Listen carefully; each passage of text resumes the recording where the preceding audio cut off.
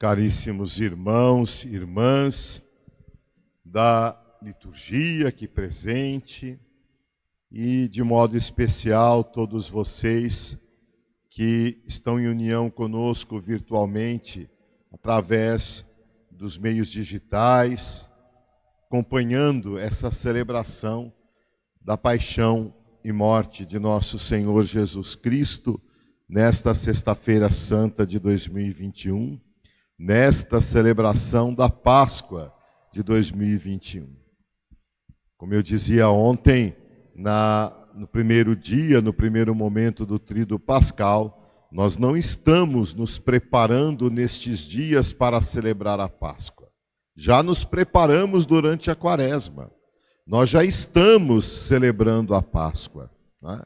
A Sexta-feira Santa, com todo esse aspecto de silêncio, de recolhimento, não é luto, não é tristeza, né? Não é desesperança, pelo contrário, né?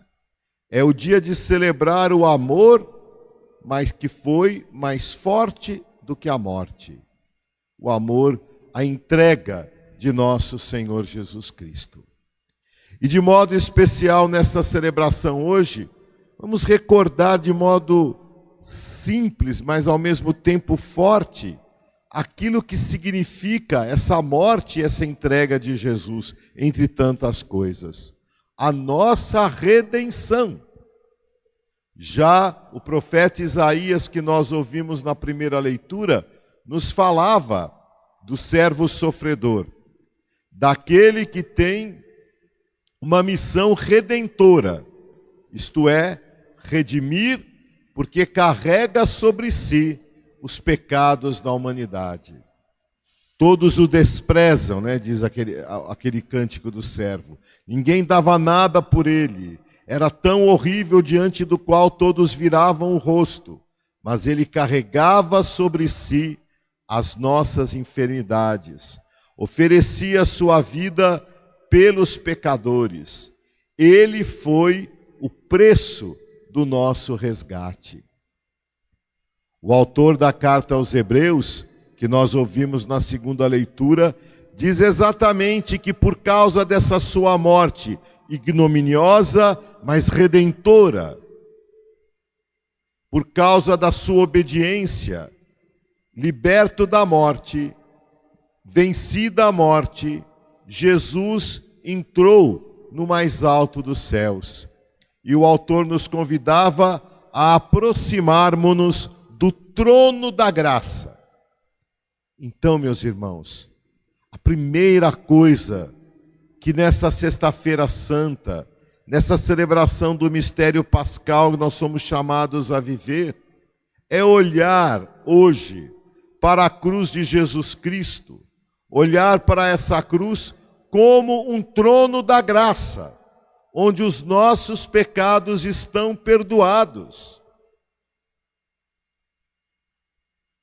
Todos os pecados, não só os nossos que nós que estamos celebrando hoje esta vitória de Cristo, esse perdão dos pecados, mas todos aqueles que não acreditam em Cristo, todos aqueles que no desespero por tantas situações que nós estamos vivendo, ou porque se cansaram da própria vida e da própria existência, não querem mais se aproximar, ou não desejam se aproximar, ou sequer acreditam do aproximar-se desse trono da graça. O sangue de Jesus derramado na cruz foi para o perdão dos pecados de todos. Essa oferta de salvação, este sacrifício redentor de Jesus Cristo, é aquilo que nós temos que proclamar, diria, em primeiro lugar nesse dia, nessa Sexta-feira Santa, porque hoje é um dia de vitória. É um dia de vitória. A cruz reina, o trono da graça reina, porque do lado, né, de Jesus na cruz, jorrou sangue e água, nós ouvimos agora na paixão. Jorrou a graça do batismo, a graça da Eucaristia, a graça dos sacramentos, aquilo que de verdade santifica o homem. Mas a meditação da paixão de Jesus Cristo nesse dia nos faz olhar, e não podemos dizer de outra maneira, como que o interesse político das pessoas, dos que querem o poder, não aceitam a mensagem de Jesus. Nós temos, neste relato da paixão, e isso é claro, né, quantas implicações políticas estão por detrás da morte de Jesus. Talvez, em primeiro lugar, os próprios discípulos, que pensavam no reino como um reino do Messias, um reino instaurado, terreno, que resolvesse todas as questões de divisão e subjugação e submissão do povo de Israel, que sempre foi dependente e escravo de um outro poder. A hora que chegam lá com os discípulos, né, com Judas Iscariotes, o chefe do grupo apostólico, o primeiro dos apóstolos, já desembainha a espada e corta a orelha direita do servo do sumo sacerdote, que se chamava Malco. Né? Talvez Pedro pensasse numa guerrilha, em defender esse reino com armas, e Jesus diz para Pedro colocar a espada na bainha. E ao mesmo tempo que Pedro viu, mas não é assim que a gente vai conquistar, quando ele é interrogado se ele é discípulo de Jesus, Pedro diz, não, nem conheço. Né? Nem conheço, porque a batalha que eu queria fazer está perdida. Né? Não posso afirmar com certeza que é assim, mas os fatos do Evangelho mostram assim. Temos do outro lado, né, os herodianos, né, não aparece claramente no Evangelho aí, mas quando nós pensamos em Anás e Caifás, nós temos por detrás aquele rei que ficava ali em Israel e que, para ter todas as suas mordomias reais, tinha que se submeter ao domínio do Império Romano. E por isso, se alguém se apresentava como rei, se alguém estava anunciando um reino que não era o de César, ele corria certo perigo de perder as suas regalias. Depois nós temos os partidos religiosos próprios do tempo de Jesus, né? Aqueles mais famosos que nós conhecemos na Bíblia, os fariseus, os saduceus, aqueles membros que formavam o sinédrio, que tinham seus interesses político-religiosos e aos quais Jesus não correspondia, ou melhor, Jesus nunca aderiu, e por isso foi sempre considerado inimigo dessas facções, vamos chamar assim, desses segmentos político-religiosos. E temos ainda, não aparece muito claro, né, os zelotas, que provavelmente era um grupo do qual Barrabás, dizem alguns estudiosos, fazia parte. Barrabás não era um ladrãozinho em pé de chinelo, era um revolucionário que queria realmente não ser mais escravo, não ser mais dominado pelo império. Né? Por isso que o povo pede, solta Barrabás, porque esse a gente sabe o discurso dele, né? E vai ficar inofensivo. Então, tantas divisões, onde nós percebemos que aquilo que causa a morte de Jesus, independentemente do partido político, aquilo que causa a morte de Jesus, politicamente falando, é o egoísmo que está no coração do homem. De verdade, é o pecado. Né? Jesus morreu por causa dos nossos pecados. Né? Esses pecados de divisões que atravessam toda a história da humanidade e chegam até nós hoje também. Por isso que Jesus morreu. Por causa disso, e exatamente para derramar o seu sangue e perdoar todos os pecados e restaurar o homem feito à imagem de Deus. o homem que danificou a natureza, a sua natureza humana, o seu egoísmo que ataca também a própria natureza, o criado, tudo isso pode ser restaurado, renovado no sangue de Jesus, quando Jesus se torna para quem lhe obedece causa de salvação eterna. Por isso Jesus é aquele que une o que está dividido, né?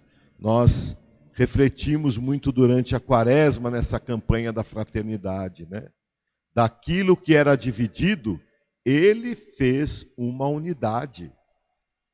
Ele une, ele realiza a comunhão. Não do meu ponto de vista, não do seu ponto de vista, mas a verdade. Jesus tem uma política? Tem, né? Mas não é uma política desse mundo. Quando Pilatos pergunta para Jesus, né? Então tu és rei? Tu dizes eu sou rei. Né? E Jesus teria dito antes a Pilatos, se o meu reino fosse deste mundo, meus soldados não deixariam que eu entrasse, que os judeus me entregassem. Quando Jesus diz isso, ele não está falando do céu, das alturas. Ele está falando do reino que ele pregou. O reino que ele pregou não é de acordo com a ideia dividida desse mundo, de facções, de divisões, de interesses pessoais. Não, o reino é outra coisa. Os valores do reino são outras coisas. E Jesus não nega, eu sou rei. Foi para isso que eu vim a esse mundo, para reinar. E o que significa para Jesus reinar? Dar testemunho da verdade. Quem é da verdade de Jesus, ouve a minha voz. Ouve a minha voz. Por isso, meus irmãos, diante da paixão redentora de Jesus, do perdão que ele dá, do reino novo, do seu reino que não é desse mundo, mas que pode ser vivenciado nesse mundo, nós somos chamados à conversão, a abrir-se ao outro. Abrir-se ao outro não significa necessariamente concordar com o outro, mas amar o outro. Amar o diferente, amar o diverso, porque foi assim que Jesus fez. Ele nos amou não obstante os nossos pecados, ou ainda deu a sua vida por nós, por causa dos nossos pecados. Por nós, homem, para a nossa salvação, desceu do céu, se encarnou e morreu na cruz por nós, para que todas as divisões sejam superadas, para que o amor reine realmente.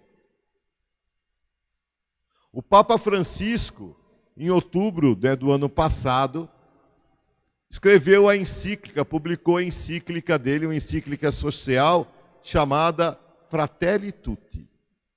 Interessantíssima essa encíclica, que o próprio Papa diz que tem duas fontes inspiradoras.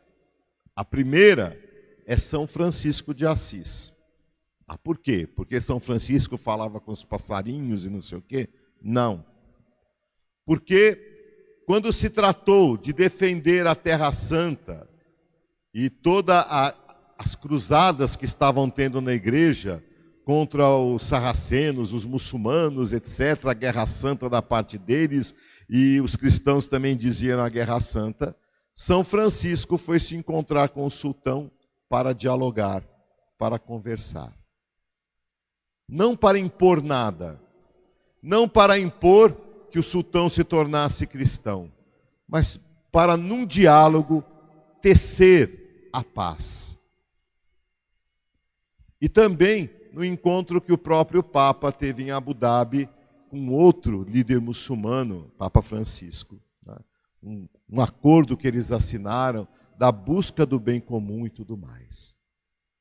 E aí o Papa Francisco diz exatamente da necessidade de dialogar, de ouvir o outro, não de concordar com o outro, nem de impor ao outro, e muito menos de negar a minha identidade, a minha verdade, né? No diálogo de Jesus com Pilatos, ele diz: eu sou rei, foi isso, para isso que eu vim ao mundo, para dar testemunho da verdade. E quem é da verdade ouve a minha voz. Pilatos pergunta para Jesus: o que é a verdade? E sai, e não fica para ouvir. Essa não é a atitude, né? E nem nós devemos dizer aqui: eu sou a verdade, não quero te ouvir. Exatamente tudo isso brota de onde, meus irmãos? Desse sangue que Jesus derramou na cruz, naquilo que era dividido, ele fez um só.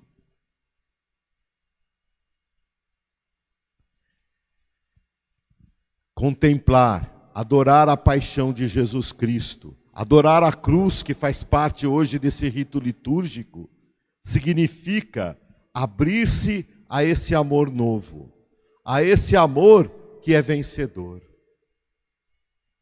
Significa reforçar a nossa identidade cristã, que não vai ser negada a nenhum momento.